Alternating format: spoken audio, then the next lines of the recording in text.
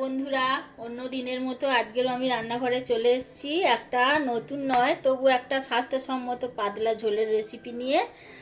আর সেই ভেবেই আমি আজকের একটা পাতলা ঝোল করছি, যাতে খুব ভালো লাগবে খেতে। গরম ভাতের সাথে পাতিলেবু দিয়ে এই পাতলা ঝোলটা খুব ভালো লাগে। আচ্ছা, তার জন্যে আমি কাতলা মাছ নিয়েছি 5-6 পিস। কাতলা মাছের পাতলা ঝোল করব। 6 পিস কাতলা মাছ নুন হলুদ মাখিয়ে রেখে দিয়েছি। আর ঝিঙে, আলু, একটা টমেটো, কটা কাঁচা লঙ্কা চিড়ে, একটা পেঁয়াজ, আর এতে আছে 2 গাঁট আদা আর 1 চামচ জিরে। আদা জিরে আমি একসাথে শিলে বেটে নিয়েছি। এই উপকরণগুলো দিয়েই আমি কাতলা মাছের পাতলা ঝোল করব। তো প্রথমে চলুন আমি এই কাতলা মাছগুলো ভেজে নিই, তারপরে ঝোলটা করছি। কড়াইতে তেল দিয়ে দিয়েছি, তেলটা গরম হয়ে গেছে। এবার আমি মাছগুলো ছেড়ে মাছগুলো ভেজে নেব।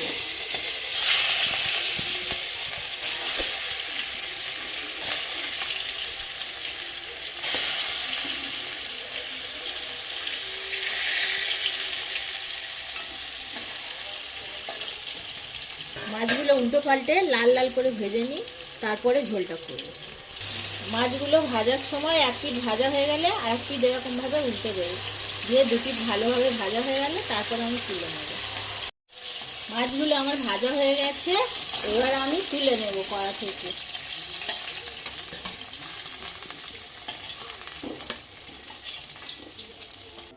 মাছ ভাজার তেলেই আমি ঝিঙেগুলো একটু ভেজে নিচ্ছি। ঝিঙের একটা কাঁচা গন্ধ থাকে, সেটা যাতে চলে যায়, আমি সেই জন্য একটু তেলের ওপরে হালকা করে ভেজে নিই।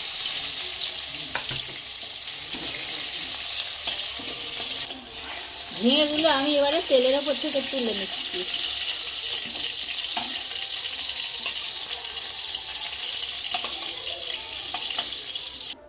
এই তেলের মধ্যেই আমি পেঁয়াজ দিয়ে দিচ্ছি।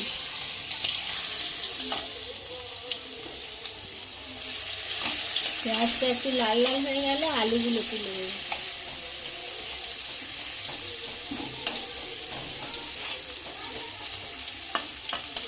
আলুগুলো দিয়ে দিচ্ছি, একসাথে আলু আর পেঁয়াজ আমি ভেজে নেব।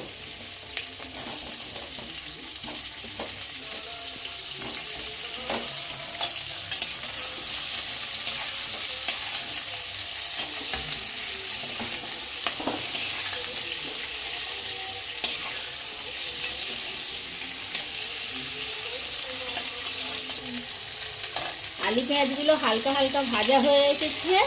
এবারে এর মধ্যে আমি টমেটোটা দিয়ে দিলাম।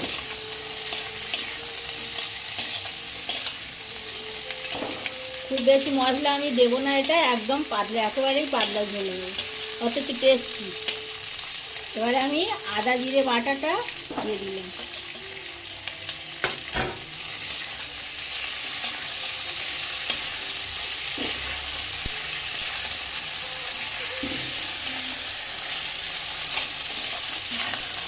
আলু আর টমেটোটা হালকা ভাজা হয়ে এসেছে, এর উপরে আমি দিয়ে দিচ্ছি হলুদ গুঁড়ো।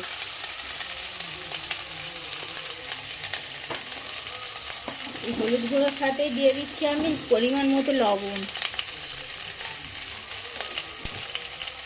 এটা আমি সর্ষের তেলেই রান্নাটা করছি। এই আলু পেঁয়াজ টমেটো কষা হয়ে গেলে আমি জল ঢেলে দেবো। কাঁচা লঙ্কাটা আমি পরে দেবো, এখন দেবো না। আর এটা আমি গুঁড়ো লঙ্কা ব্যবহার করছি না, যেহেতু আমি ঝোলটা পাতলা সাদা করব, সেজন্য আমি কাঁচা লঙ্কাতেই করব। আলু আর পেঁয়াজ টমেটো কষানো হয়ে গেছে, এবার আমি জল দিয়ে দিচ্ছি।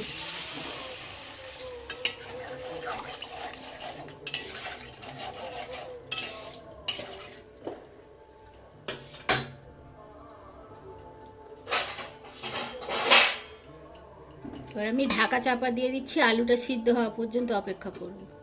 ঢাকনাটা তুলে দেখি আলুটা সিদ্ধ হয়েছে কিনা। আলু সেদ্ধ হয়ে গেছে। এইবারে আমি ভাজা ঝিঙে আর ভাজা মাছগুলো এর মধ্যে দিয়ে দিচ্ছি। অনেক সময় আমাদের মনে হয় না যে একটু পাতলা ঝোল ভাত হলে ভালো হয়, সেই সময়ের জন্য এই ঝোলটা খুব উপকার হবে। এবার আমি ঢাকা দিয়ে দিচ্ছি, মাছগুলো সিদ্ধ হওয়া পর্যন্ত অপেক্ষা করব। ঢাকনা খুলে দেখি আলু সিদ্ধ হয়ে গেছে, ঝিঙেও সিদ্ধ হয়ে গেছে। এবার আমি ঢেলে সাঁতলে নেব।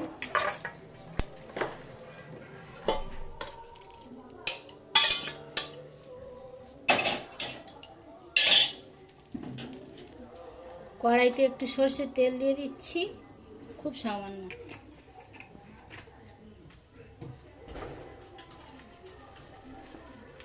আর দিয়ে দিচ্ছি দুটো 5 ফোড়ন।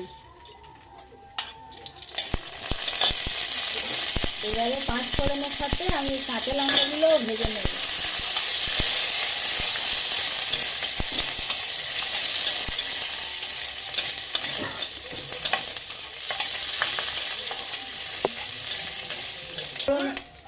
পাঁচ ফোড়ন আর কাঁচা লঙ্কা একসাথে ভাজা হয়ে গেছে। এবার আমি ঝোলটা ঢেলে দেবো।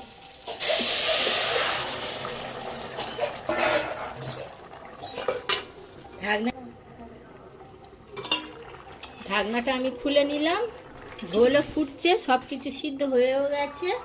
এবার আমি ঢেলে নেব। এই রকম পাতলা পাতলা, অথচ সাদা, অথচ টেস্টি তৈরি হয়ে গেছে আমার কাতলা মাছের পাতলা ঝোল। গরম গরম ভাতের সাথে এই ঝোল আর লেবু পরিবেশন করবেন। এই রকম রেসিপি রান্না করে খাবেন। যদি ভালো লাগে প্লিজ আমার চ্যানেলটা একবার সাবস্ক্রাইব করে দেবেন।